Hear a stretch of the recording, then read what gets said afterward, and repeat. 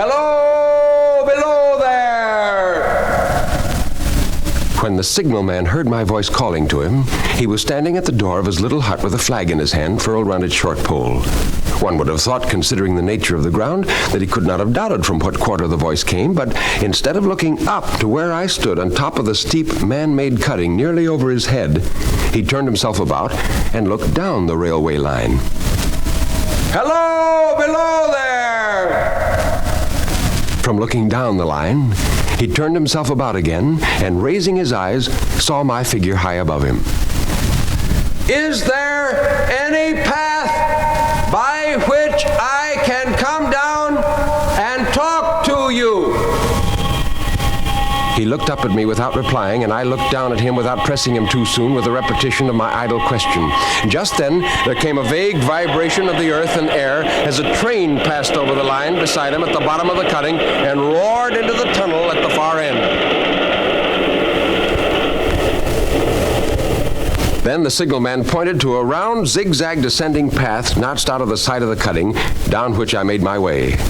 The cutting was extremely deep and unusually precipitate. It was made through a clammy stone that became oozier and wetter as I went down. When I was low enough to see him again, he was standing between the rails on the way by which the train had lately passed. He was a dark, sallow man, with a dark beard and rather heavy eyebrows. His post was in as solitary and dismal a place as ever I saw.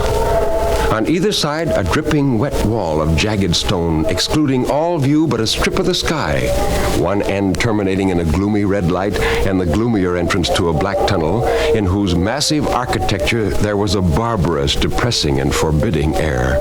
So little sunlight ever found its way to this spot that it had an earthy, deadly smell, and so much cold wind rushed through it that it struck chill to me, as if I had left the natural world.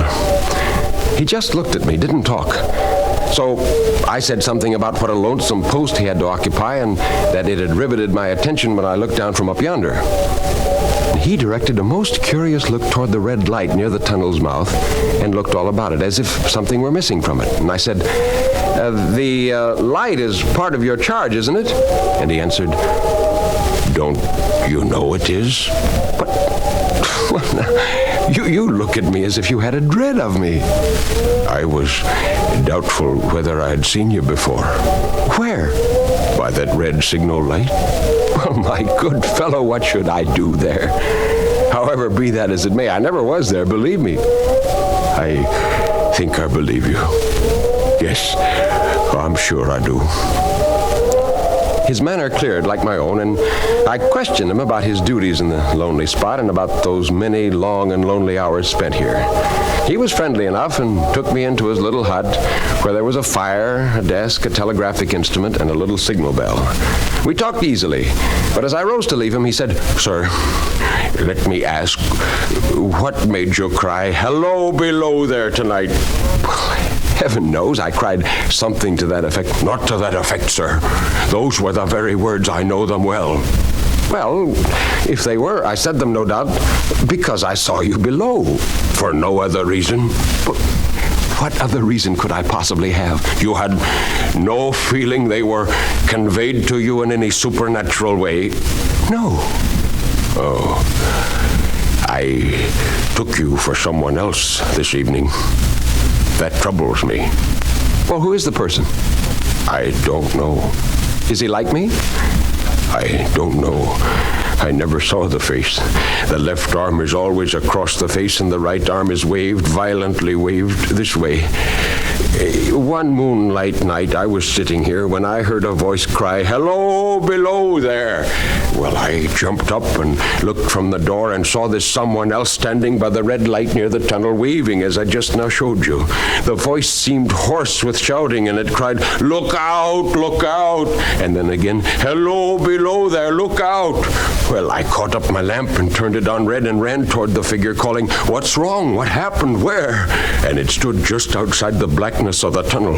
I advanced so close upon it that I wondered at its keeping the sleeve across its eyes. I ran right up to it and had my hand stretched out to pull the sleeve away when it was gone. What? Gone? Gone where? Into the tunnel? No. I ran on into the tunnel 500 yards, but saw nothing. And then I ran back here, and I telegraphed both ways, an alarm has been given. Is anything wrong? And the answer come back both ways, all well. Within 6 hours after that appearance, the memorable accident on this line happened, and within 10 hours the dead and wounded were brought along through the tunnel over the spot where the figure had stood.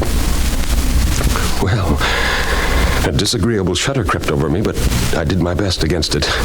It was not to be denied, I rejoined, that this was a remarkable coincidence, calculated deeply to impress his mind, but it was unquestionable that remarkable coincidences did continually occur everywhere. He interrupted to say that he was not finished. This was just a year ago. 6 or 7 months passed, and I had recovered from the surprise and shock when one morning, as the day was breaking, I, standing at the door, looked toward the red light, and I saw the specter again.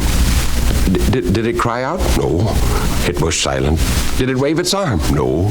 It leaned against a shaft of light with both hands before the face. And that very day, there was another accident on the line. Now, sir, mark this, and judge how me mind is troubled. The specter came back a week ago. Ever since it has been there now and again by fits and starts. At the light, at the danger light. It calls to me for many minutes together in an agonized manner. Below there, look out, for God's sakes, clear the way. By this time you will fully understand, sir, that what troubles me so dreadfully is the question, what does the specter mean? I'm afraid I don't understand. What is the warning against? What is the danger? Where is the danger? There is danger overhanging somewhere on the line. Some dreadful calamity will happen. It is not to be doubted this third time after what has gone before. But surely this is a cruel haunting of me.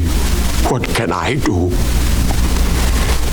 When I saw him in this state, I saw that for the poor man's sake as well as for the public safety, what I had to do for the time was to compose his mind. In this effort, I succeeded far better than in the attempt to reason him out of his conviction. He became calm. The occupations incidental to his post as the night advanced began to make larger demands on his attention, and I left him at 2 in the morning. I had offered to stay through the night, but he wouldn't hear of it.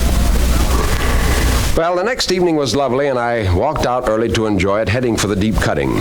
Upon arriving, I stepped to the brink and mechanically looked down. There was a group of men standing by the danger light, which was not yet lighted. With an irresistible sense that something was wrong, I descended the notched path with all the speed I could make. And I asked one of the men, "Well, what's the matter?" "Well, there's a signal man was killed this morning, sir." "Not the man belonging to this place?" "Yes, sir." I was horrified. I said, "Well, how did this happen?" "Well, he was cut down by my engine, sir. There's no man in England knew his work better. But somehow he wasn't clear of the outer rail. And coming round the curve in the tunnel, I saw him at the end. There was no time to check speed, and I knew him to be very careful. As he didn't seem to take heed of the whistle, I shut it off when we were running down on him, and I called out to him as loud as I could call." "Well, what did you say?" "I said, 'Below there, look out! Look out! For God's sakes, clear the way!'" "No. Oh, no." "Oh, it was a terrible time, sir. I never left off calling to him. I put this arm before me eyes not to see, and I waved this arm to the last. But it was no use, sir. It was no use."